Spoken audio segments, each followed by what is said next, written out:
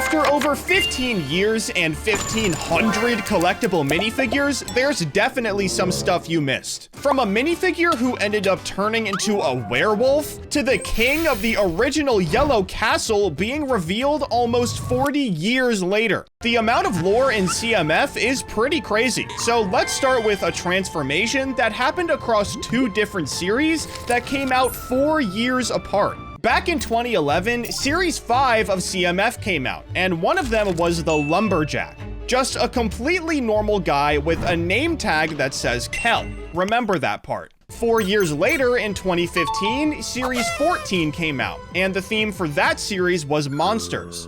One of the figures in that wave is called the Wolf Guy, who's supposed to be a werewolf. But if you look at what he's wearing, he's got the exact same plaid shirt as the Lumberjack from Series 5. And if you look even closer, he still has the same name tag too. LEGO literally took a happy woodsman who was just trying to make a living cutting down trees and turned him into a werewolf 4 years later. And speaking of people becoming monsters over time, let me show you another transformation that took way longer to be revealed. Way back in 1997, there was a castle sub-theme called Fright Knights. The main villain of Fright Knights was a character named Basil the Batlord. The Fright Knights theme ended in 1998, and Basil just kind of disappeared from LEGO after that. But then in 2024, over 25 years later, Series 25 of CMF came out, and one of the figures in that series is called the Vampire Knight. At first glance, this just seems like a random vampire character wearing knight armor. But if you look closely at the details, his shield still has the Fright Knight's bat emblem on it, the exact same logo from the original 1997 sets. And if you read his backstory, it lines up perfectly with Basil the Batlord's original character from the 90s. So this Vampire Knight is Basil the Batlord himself. But now, let me tell you about the single rarest minifigure in the entire history of CMF. In 2018, Series 18 came out to commemorate 40 years of the minifigure, and LEGO decided to hide an ultra-rare chase figure in the series at 1 per box odds. There was one of these guys per box, which had 60 blind bags, so it was super rare. The minifigure in question was none other than the classic policeman, who was a near-perfect recreation of his version from 1978. And as if that wasn't enough of a tribute, his accessory tile actually shows the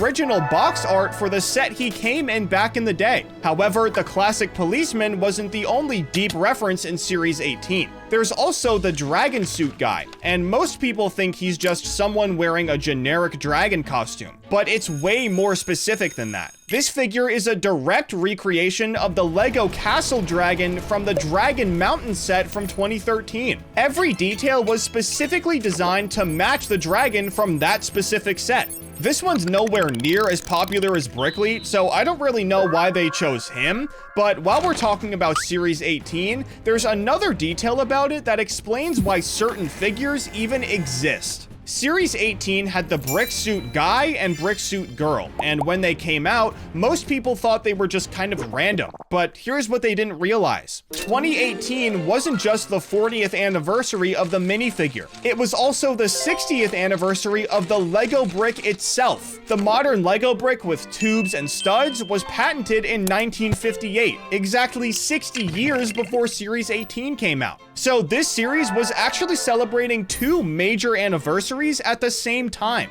The 40th anniversary of the minifigure with the classic policeman, and the 60th anniversary of the brick with the brick suit figures. But now, let me show you something in Series 16 that you definitely didn't notice. This series came out in 2016, and one of the minifigs was the Rogue, who was a pretty standard castle-themed character. But if you look at the thing that's holding his cloak together, there's a tiny Wolfpack emblem printed on it. Most people would never notice this detail. The Wolfpack was a castle faction from 1992, so this reference went back over 20 years by the time Series 16 came out. And speaking of castle factions, Series 24 came out in 2023, and one of the minifigs is the Falconer. She's wearing black falcon colors and carrying a genuine black falcon faction bird, which is actually really important. The Black Falcons became one of the most iconic castle factions after they were introduced in 1984. And in all that time, LEGO had never actually given them a real Falcon figure until this minifigure came out in 2023. That's not all though. The Falconer's design was specifically made to fit perfectly into 3 major castle sets from the modern era. She fits into the medieval blacksmith set, the medieval castle set, and the Lion Knight's castle set. LEGO designed her to be compatible with modern castle sets so collectors could add her into those builds. But the Falconer and the Rogue weren't the only castle faction references in Series 24. The Orc figure carries a shield, and if you look at what's printed on it, you'll see an updated version of the Troll faction logo that ran from 2007 to 2008. LEGO didn't just copy and paste the old emblem from those sets. They actually redesigned it and modernized it specifically for this minifigure. But the castle references keep going in Series 27. This one came out in 2025, and one of the minifigs is the Wolfpack Beastmaster. This guy has an actual wolf companion that comes with him. Now, that might not seem like a big deal until you realize that this is the very first Wolfpack minifigure in the entire history of LEGO Castle to actually come with a wolf. The Wolfpack faction has been around since 1992, and not a single one of their sets ever included an actual wolf until this minifigure. It's the exact same thing that happened with the Black Falcon faction. But one of the coolest castle references is the classic King minifigure in Series 13.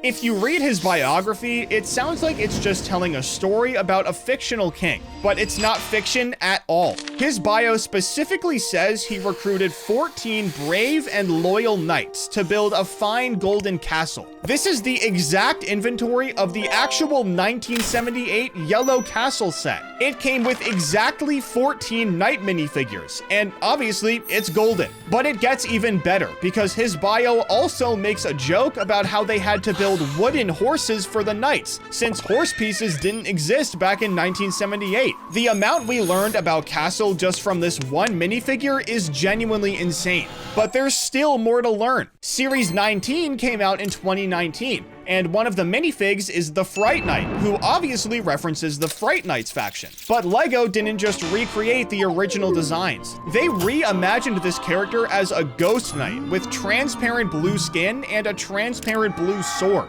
The original Fright Knight's theme never had anything like this, so why did LEGO even do it?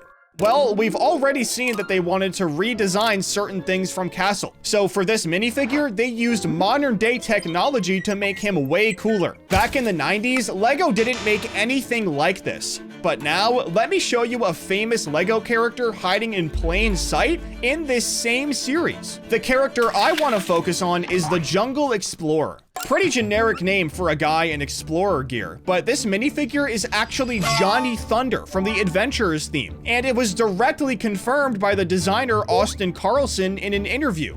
LEGO couldn't use the name Johnny Thunder on the packaging for licensing or trademark reasons, so they just called him Jungle Explorer and matched the details to Johnny's old design. He's an absolute hit in the AFOL community, but what a lot of people don't know is that LEGO actually did this with a way less popular character. Series 18 had the race car guy, and if you look at the printing on him, there are clues to who he really is. He has R Racer printed on his belt buckle, and his torso has an RR logo on it. But what does all this mean? Well, it confirms that he's Rocket Racer from the LEGO Racers game, which came out in 1999. Rocket Racer was the final boss of that game, and he'd never even been made in real life before. LEGO Racers is pretty popular now, but nowhere near as popular as Johnny Thunder. So it makes sense why most people don't know this one. Clearly, LEGO loves to reference themselves, but did you know they do it in the accessories too? You can find one in Series 24, which came out in 2023. One of the figures is the Newspaper Kid, and if you look at what's printed on the front page,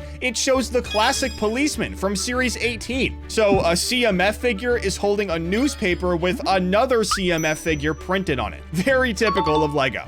Another thing that's really common is for LEGO designers to hide signatures in sets they make. But did you know they do it in CMF too? Series 11 came out in 2013, and one of the figures is the diner waitress. She's wearing a classic 1950s diner uniform with a name tag, and if you look at that name tag, it says Tara. which is a direct reference to LEGO designer Taro Wilkes, who worked on CMF. It's pretty funny that this is basically just a regular signature. But speaking of interesting designer decisions, Series 26 came out in 2024 with a space theme, and one of the figures is Orion. Now, most minifigures get designed by starting with a character concept and then figuring out how to build it later, but Orion was made completely backwards. The designers wanted to use as many transparent pieces as possible on one singular minifigure as a technical challenge. And only after this did they figure out what character would actually justify having all of these transparent parts. Someone suggested making a constellation, and specifically Orion made sense because his constellation form is human-shaped, so they ran with it.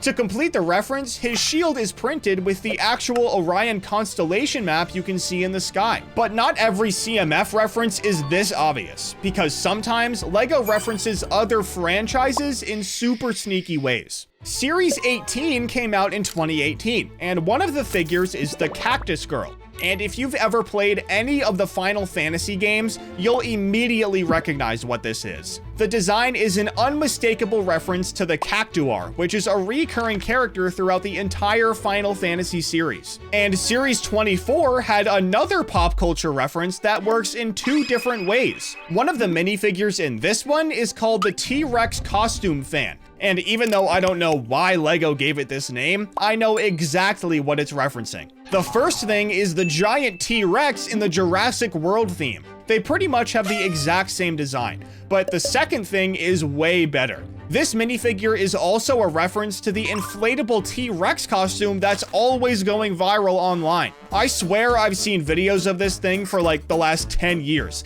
and I genuinely can't believe that LEGO made a minifigure that basically looks just like it. But one of the minifigs in Series 26 had a technical problem that LEGO had to work around with printing, and that minifigure was the Ice Planet Explorer. This minifig references the Ice Planet 2002 sub-theme, which ran from 1993 to 1994. But there's a problem with it. That sub-theme's most defining feature was trans neon orange plastic. That specific color was everywhere in these sets, but LEGO retired it forever ago and doesn't make it anymore. So how did they make an Ice Planet reference without the signature color? They printed orange directly onto a white helmet visor and printed it onto the robot penguin's eye slit. They completely faked it, and honestly, it worked pretty well. But the Blacktron mutant from Series 26 has a detail that most casual fans completely miss. When people see Blacktron, they assume it's referencing the original faction from 1987, which is the most famous one that everyone remembers. But this figure doesn't reference that version at all. It specifically references Blacktron 2, which is the sequel that ran from 1991 to 1993. You can tell because of the white torso and the lime green B logo. Those are the colors Blacktron 2 used. Super nerdy, I know, but it had to be said. Anyways, to end the video, I'm going to tell you about a hilarious minifigure that's rumored to be coming out this year. There are reports that a Bionicle cosplayer minifigure based on Tahu is coming out, who was one of the main characters in Bionicle. This would be such a meta and funny choice. The entire point of Bionicle was that it used buildable action figures, not minifigures. But this is nowhere near the best part. Obviously, Bionicle hasn't been around for a while now, and people are always asking LEGO to bring it back. Usually, companies don't even acknowledge stuff like this, but LEGO made a post on Instagram saying, "This is who you're asking to bring back Bionicle," and used a picture of a baby minifigure with it. Clearly, they're never bringing it back, so making that Tahu minifig is one of the craziest moves they'd ever pull, if they actually do it. But what CMF minifig is your favorite? Be sure to let me know down in the comments, and don't forget to subscribe.